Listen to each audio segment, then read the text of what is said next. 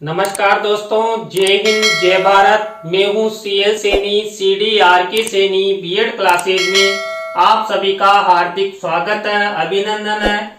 देखिए, हमारे इस चैनल के माध्यम से आप सभी के लिए पाठ योजना निर्माण कार्यक्रम चलाया जा रहा है, जिसके तहत आप सभी को आपके सभी शिक्षण विषयों पर पाठ योजनाओं का निर्माण करना बताए जा रहे हैं। आप द्वारा हमें आपके पाठ योजना के टॉपिक सेंड किए जा रहे हैं और हमारे द्वारा भी आपकी सुविधा के लिए अंडर 10 डेज में आपके पाठ योजना के टॉपिकों पर पाठ योजनाएं बनाकर हमारे चैनल पर अपलोड की जा रही है। देखिए, जो हमारे द्वारा ये पाठ योजना निर्माण कार्यक्रम चलाया जा रहा है, इस पाठ योजना निर्माण कार्यक्रम के तहत आज की लाइव क्लास में हम हिंदी पद्य पाठ योजना क्रमांक 11 के अंतर्गत कवि नागार्जुन द्वारा रचित यह दंतुरित मुस्कान, यह आपका एक टॉपिक है। बहुत अच्छी कविता है। इस पर आपको पाठ योजना का निर्माण करना बताएंगे कि आप यह दंतुरित मुस्कान, इस पर आप पाठ योजना कैसे बना सकते हैं, आपको किस तरह उद्देश्य निर्माण करना है, किस तरह विशिष्टीकरण अपेक्षित व्यवहारगत परिवर्तन का निर्माण करते हुए आप प्रस्तावना के प्रश्न, सौंदर्य अनुभूति प्रश्न, भावानुभूति प्रश्न, मूल्यांकन प्रश्न आदि की स्टेप किस तरह आपको अपनानी, इन सब के बारे में बताया जाएगा। तो आप सब बने रहें हमारे साथ, हमारे चैनल के साथ। और यदि आप हमारे चैनल पर पहली बार आए हैं तो हमारे चैनल को सब्सक्राइब करें और पास ही बने बेल आइकन को जरूर दबावें, जिससे हमारे द्वारा जब भी कोई न्यू वीडियो अपलोड की जाती है या लाइव क्लास चलाई जाती है तो उनके नोटिफिकेशन आपको मिल सके और आप अच्छा अधिगम करते हुए आप अच्छी पाठ योजना का निर्माण कर सके। देखिए, जब हम हिंदी पद्य पाठ योजना का निर्माण करते हैं तो सबसे पहले श्यामपट्ट पूर्ति बनाई जाती है। श्यामपट्ट पूर्ति के अंतर्गत हम विद्यालय का नाम, कक्षा, विषय, विधा, कालांश का समय और बीच सेंटर में हमारा प्रकरण लिखते हैं।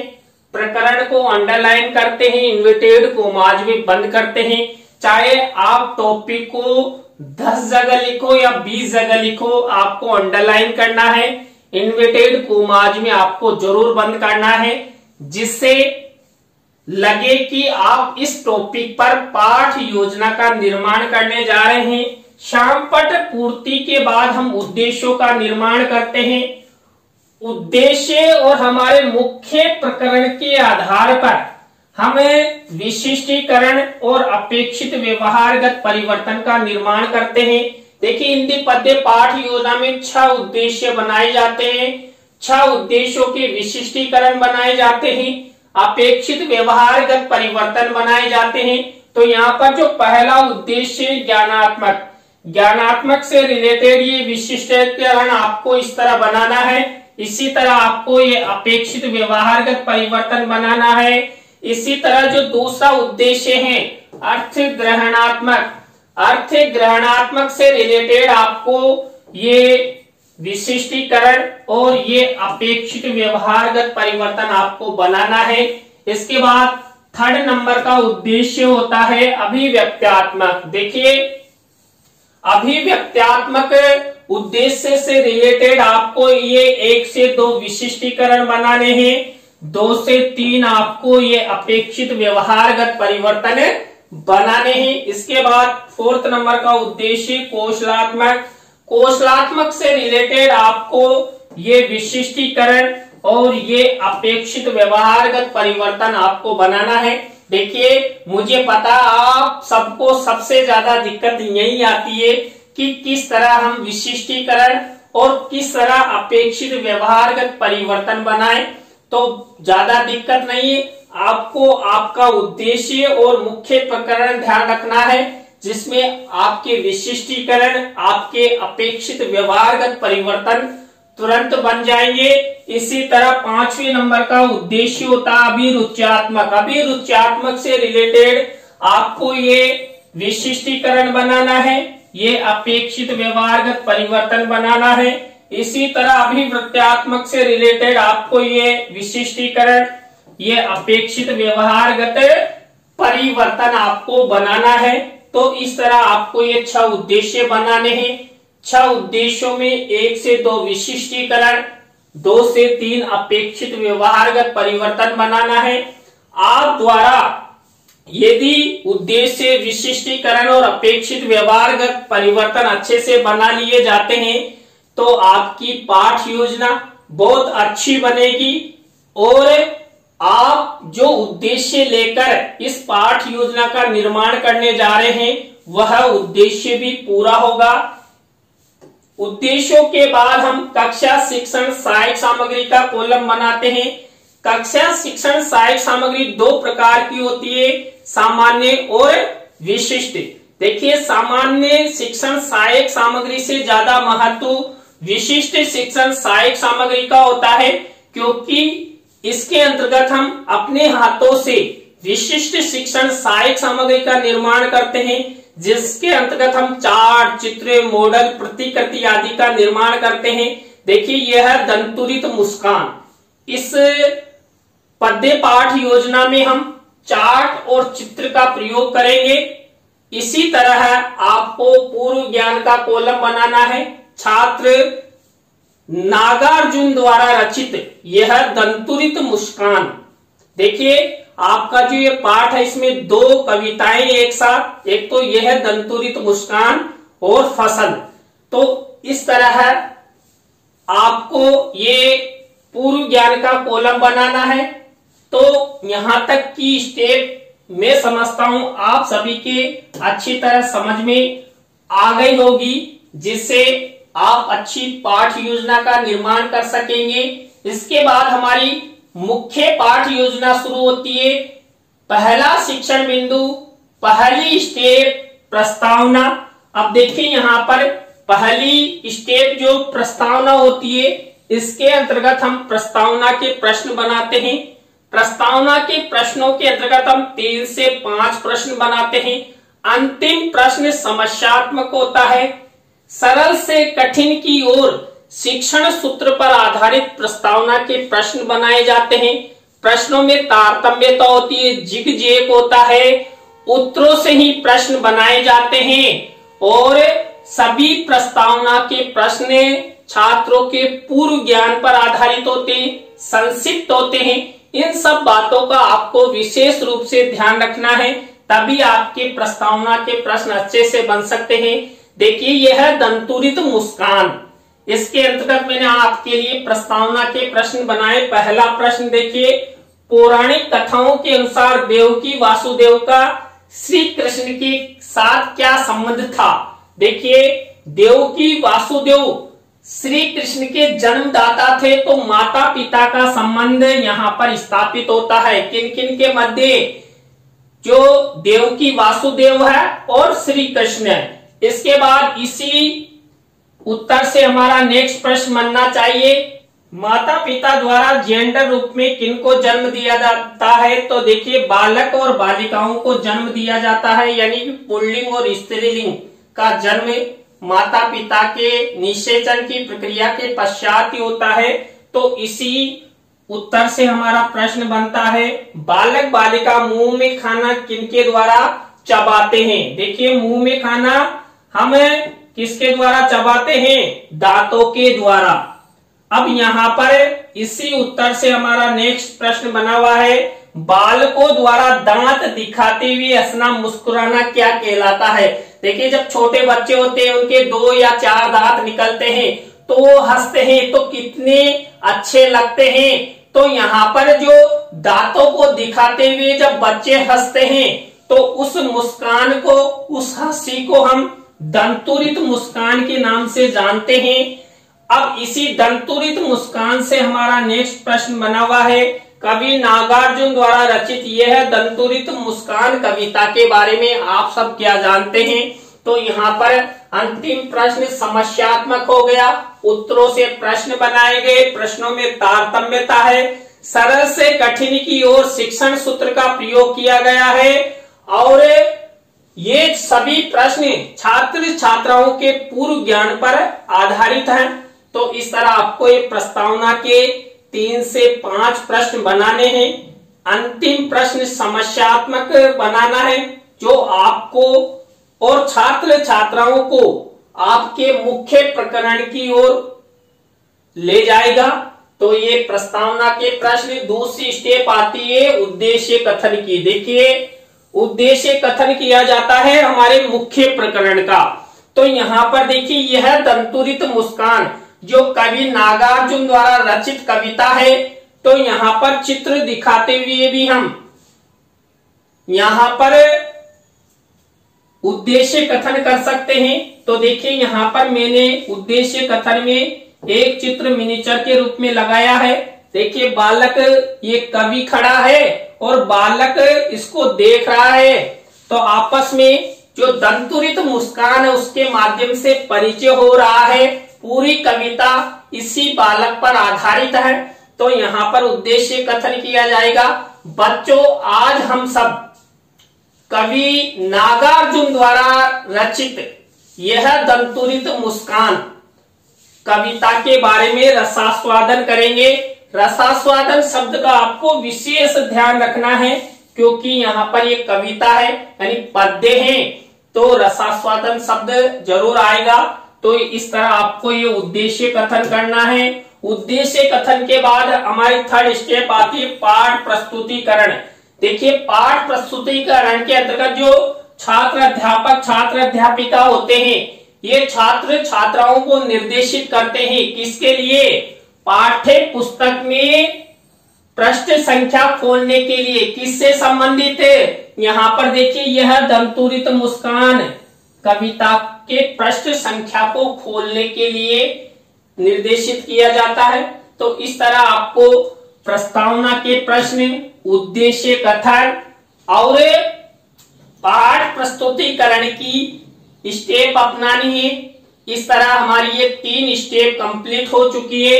4th नंबर की स्टेप आती है सस्वर आदर्श वाचन। देखिए सस्वर आदर्श वाचन किया जाता है छात्र अध्यापक छात्र अध्यापिका द्वारा।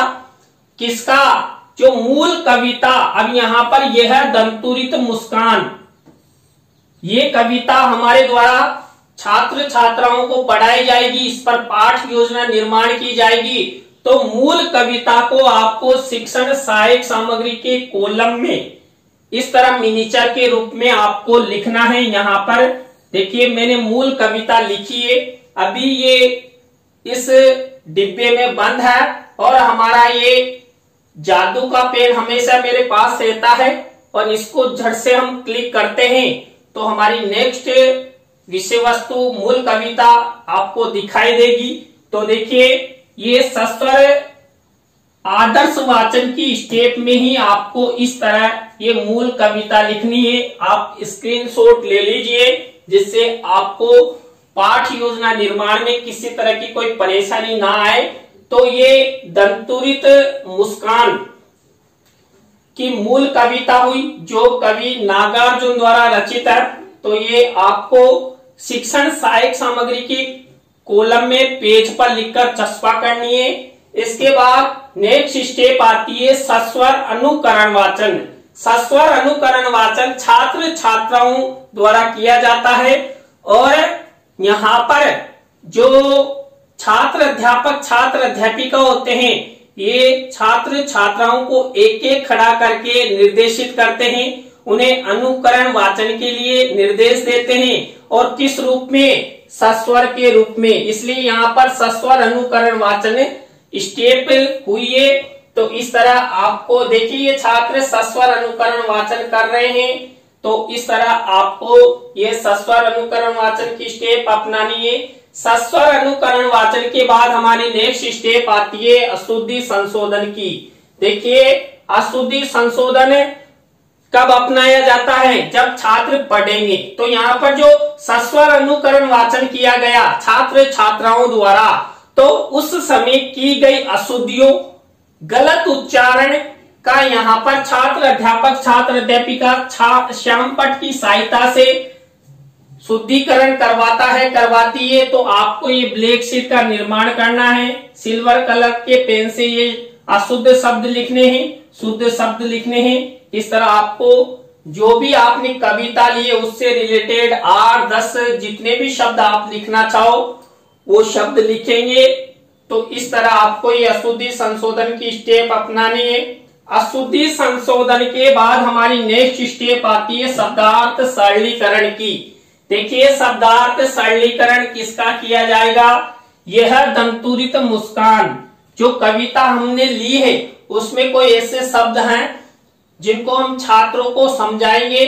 तो यहाँ पर देखिए वही श्याम पट के माध्यम से छात्र अध्यापक छात्र अध्यापिका शब्दार्थ सरलीकरण करती है।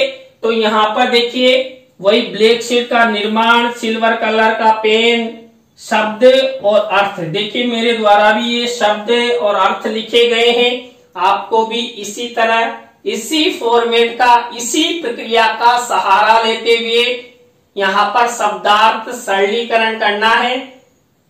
तो ये शब्दार्थ सरलीकरण की स्टेप हुई। शब्दार्थ सरलीकरण के बाद हमारी नेक्स्ट स्टेप आती है कौन सी, हमारी नेक्स्ट स्टेप आती है पद्य भावार्थ। देखिए हमने जो मूल कविता ली किससे रिलेटेड, यह दंतुरित मुस्कान, कवि नागार्जुन द्वारा जो हमने कविता ली थी उसका भावार्थ यहाँ पर बताया जाता है। तो ये पद्य का भावार्थ यानी कविता का भावार्थ आपको शिक्षण सहायक सामग्री के कॉलम में वही किसी रंगीन कागज पर लिखकर इस तरह चस्पा करनी है। मेरे द्वारा भी ये चस्पा की गई है, इसका पूरा भावार्थ लिखा गया है। तो आपको ये पद्य भावार्थ से रिलेटेड स्टेप अपनानी है। इसके बाद हमारी नेक्स्ट स्टेप आती है भावानुभूति प्रश्न। देखिए भावानुभूति प्रश्न पूछे जाते हैं जो हमने मूल कविता ली, मूल पद्य लेते हैं उसके भावार्थ के आधार पर। अभी अभी हमने छात्र छात्राओं को जो भावार्थ बताया उसी भावार्थ में से ये भावानुभूति प्रश्न पूछे जाएंगे। हम 3 से 5 भावानुभूति प्रश्न बनाते हैं। मेरे द्वारा देखिए ये 5 भावानुभूति प्रश्न बनाए गए हैं, इनके उत्तर लिखे गए हैं। आपको इसी तरह भावानुभूति प्रश्न लिखने हैं। भावानुभूति प्रश्नों के बाद हमारी नेक्स्ट स्टेप आती है पुनः सस्वर वाचन। देखिए पुनः सस्वर वाचन यहाँ पर क्या होता है, जो छात्र अध्यापक छात्र अध्यापिका होते हैं ना वो छात्र छात्राओं के सम्मुख एक बार फिर से जो मूल कविता होती है उसका सस्वर अनुकरण वाचन करता है, करती है। कई बार छात्र छात्रा भी कर देते हैं। तो यहाँ पर ये पुनः सस्वर वाचन की स्टेप अपनाई जाती है। पुनः सस्वर अनुकरण वाचन के बाद हमारी नेक्स्ट स्टेप आती है संभावी पद्य। जो हमने मूल कविता लिए, मूल पद्य लिया है उसके अर्थ को बता रहे हैं, उसका जो भावार्थ है उसी के आधार पर उसके जैसा ही दूसरी कविता या पद्य ले लेते हैं। तो यहाँ पर देखिए आपको शिक्षण सहायक सामग्री में ये संभावी कविता या पद्य लिखना है। ये देखिए मेरे द्वारा भी ये कविता ली गई है, संभावी कविता उठो धरा के अमर सपूतो। देखिए यह दंतुरित मुस्कान ये बालकों से रिलेटेड कविता है। तो ये भी यहाँ पर बालकों से रिलेटेड ही कविता मैंने ली है। तो ये आपको इस तरह है संभावी पद्य लेना है, इस तरह प्रक्रिया अपनानी है। स्क्रीनशॉट ले लीजिए। तो इसके बाद संभावी पद्य जो हमने लिया इसका भावार्थ भी मिनिएचर के रूप में लगाना है। देखिए ये संभावी पद्य का भावार्थ मेरे द्वारा लिखा गया है, स्क्रीनशॉट ले लीजिए। तो इस तरह आपको ये संभावी पद्य और संभावी पद्य का भावार्थ लिखना है। इसके बाद हमारी नेक्स्ट स्टेप आती है सौंदर्य अनुभूति प्रश्न। देखिए सौंदर्य अनुभूति प्रश्न मूल पद्य और संभावी पद्य के आधार पर लिए जाते हैं। तो यहाँ पर हमने 2 कविताएं ली है, तो मूल कविता हो गई और एक संभावी कविता हो गई। तो यहाँ पर उन दोनों को मिलाकर सौंदर्य अनुभूति प्रश्न किए जाएंगे। तो 2 प्रश्न तो मूल कविता से ले लेते हैं, 2 प्रश्न संभावी कविता से ले लेते हैं और 1 प्रश्न दोनों का कंपेयर करके यहां पर पूछा जाता है। इस तरह सौंदर्य अनुभूति प्रश्न के अंतर्गत आपको इस प्रक्रिया का अपनाना है। तो इस तरह ये सौंदर्य अनुभूति प्रश्न हुए। सौंदर्य अनुभूति प्रश्नों के बाद नेक्स्ट स्टेप आती है हमारी मूल्यांकन प्रश्नों की। देखिए मूल्यांकन प्रश्नों के अंतर्गत मैंने आपको बताया है कि 3 तरह के प्रश्न लेते हैं। वस्तुनिष्ठ प्रश्न, रिक्त स्थानों से रिलेटेड, सत्य असत्य से रिलेटेड, और यहाँ पर लघुत्रात्मक, अति लघुत्रात्मक से रिलेटेड प्रश्न भी ले लेते हैं। तो प्रत्येक में 2-2 प्रश्न लेते हैं। किसी भी प्रश्न का उत्तर नहीं लिखते, मेरे द्वारा कहीं भी प्रश्नों के उत्तर नहीं लिखे गए हैं। और एक विशेष बात, आप इस तरह ब्लैक शीट का निर्माण करेंगे, सिल्वर कलर के पेन का यूज करते हुए इस तरह का मिनिएचर आपको मूल्यांकन प्रश्नों में लगाना है। मूल्यांकन प्रश्नों के बाद हमारी नेक्स्ट स्टेप आती है गृह कार्य की। देखिए गृह कार्य के अंतर्गत वही श्यामपट्ट कार्य वाले कॉलम में ब्लैक शीट का निर्माण, सिल्वर कलर का पेन यूज करते हुए हम 1 से 2 निबंधात्मक प्रश्न छात्रों के होमवर्क के हेतु देते हैं। तो इस तरह आपको ये गृह कार्य की स्टेप अपनानी है। तो दोस्तों आज की क्लास में हिंदी पाठ योजना क्रमांक 11 के अंतर्गत कवि नागार्जुन द्वारा रचित यह दंतुरित मुस्कान, इस कविता के लेसन प्लान के बारे में आपको बताया। आज की पाठ योजना की लाइव क्लास आपको कैसी लगी कमेंट्स में हमें जरूर बताएं। अच्छी लगी हो तो लाइक करें, कमेंट्स करें और शेयर जरूर करें दोस्तों। इसी तरह नई पाठ योजना की लाइव क्लास के साथ हम आपसे फिर मिलेंगे। CL सैनी के साथ CDRK सैनी बीएड क्लासेज पर। जय हिंद, जय भारत, राम राम सा।